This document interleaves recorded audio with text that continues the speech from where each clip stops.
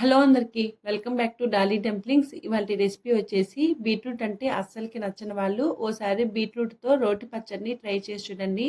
చాలా టేస్టీగా ఉంటుంది, అలాగే హెల్త్కి కూడా చాలా మంచిది. ఈ బీట్రూట్ రోటి పచ్చడిని చేసుకోవడానికి ఎక్కువ టైం ఏం పడదండి. చాలా తక్కువ టైంలో చాలా తక్కువ ఇంగ్రీడియంట్స్తో ఈ బీట్రూట్ రోటి పచ్చడిని చేసుకోవచ్చు. టేస్ట్ కూడా చాలా బాగుంటుంది. ఇప్పుడు ప్రాసెస్ చూసేద్దాము. దీనికోసం నేను ఇక్కడ పావు కేజీ బీట్రూట్ని తీసుకొని ఈ బీట్రూట్ని ఒకసారి శుభ్రంగా వాష్ చేసి తీసుకోవాలి. ఇప్పుడు ఈ బీట్రూట్కి పైన ఉన్న తొక్కని ఇలా పీలర్తో తీసేసుకోవాలి. అదేవిధంగా అన్ని బీట్రూట్లకి పైన ఉన్న తొక్కని తీసేసుకోవాలి. ఇలా తీసుకున్న తర్వాత ఈ బీట్రూట్ని రెండు సైడ్లు ఎడ్జెస్ని కట్ చేసి తీసుకోవాలి. ఇప్పుడు ఈ బీట్రూట్ని చిన్న చిన్న ముక్కలుగా కట్ చేసి తీసుకోవాలి. మనం బీట్రూట్ ఫ్రైకి చేసుకుంటాం కదా, దానికన్నా కాస్త పెద్ద సైజు ముక్కలుగా కట్ చేసి తీసుకోవాలండి. ఇలా అన్ని బీట్రూట్లని చిన్న చిన్న ముక్కలుగా కట్ చేసుకొని తీసుకోవాలి. చూడండి, ఈ విధంగా కట్ చేసి తీసుకొని ఇప్పుడు దీన్ని పక్కకు పెట్టేసుకొని ఒక బౌల్ని తీసుకొని ఇందులో ఒక చిన్న సైజు ఉసిరికాయ అంతా చింతపండుని ఈ బౌల్లో వేసుకొని కొద్దిగా వాటర్ని వేసుకొని ఈ చింతపండుని నానబెట్టుకోవాలి. అలాగే చింతపండుని నానబెట్టుకునే ముందు చింతపండుని ఒకసారి వాష్ చేసి తీసుకోండి. ఇప్పుడు ఈ చింతపండు నానేలాగా స్టవ్ ఆన్ చేసుకొని కడాయిని పెట్టుకొని ఇందులో 2 టేబుల్ స్పూన్లు ఆయిల్ వేసుకోవాలి.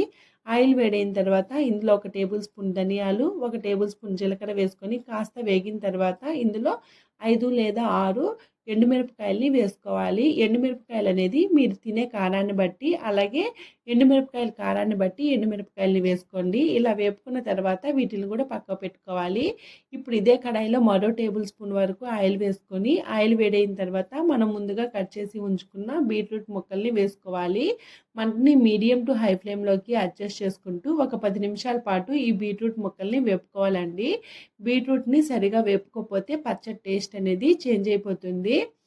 చూడండి, మధ్యలో కలుపుతూ ఈ బీట్రూట్ ముక్కల్ని వేపుకోవాలి. అలాగే ఇది వేగడానికి ఒక 10 నిమిషాల పాటు టైం పడుతుందండి. మరి ఎక్కువ వేపుకోవాల్సిన అవసరం లేదు.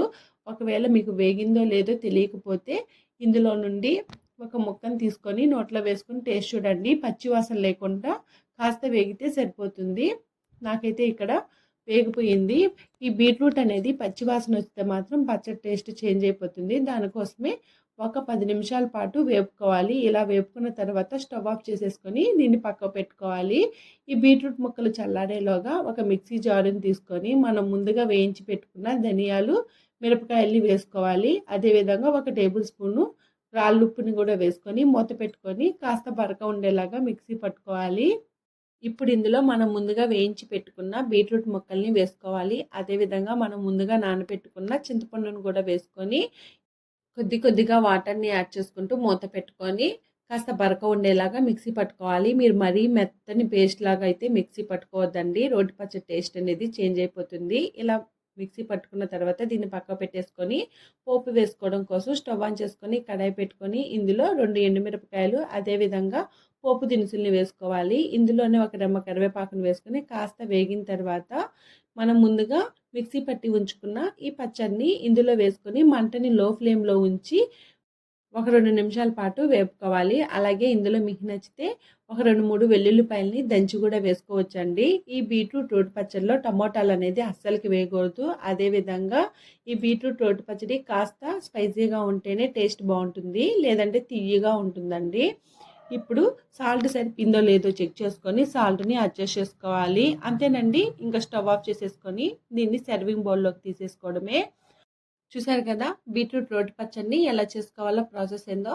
ఈ పచ్చడిని వేడి అన్నంలో తింటే టేస్ట్ అయితే చాలా బాగుంటుంది. అలాగే ఈ బీట్రూట్ రోటి పచ్చడి బయట పెట్టుకుంటే ఒక 2 డేస్ వరకు స్టోర్ చేసుకోవచ్చండి. ఫ్రిడ్జ్లో ఉంచితే మాత్రం ఒక 1 వీక్ వరకు స్టోర్ చేసుకోవచ్చు. అలాగే సాల్ట్ అనేది అడ్జస్ట్ చేసుకుంటేనే స్టోర్ అవుతుందండి, లేదంటే పచ్చడి పాడైపోతుంది. అంతేనండి, చూసారు కదా బీట్రూట్ రోటి పచ్చడిని ఎలా చేసుకోవాలో ప్రాసెస్ ఏందో.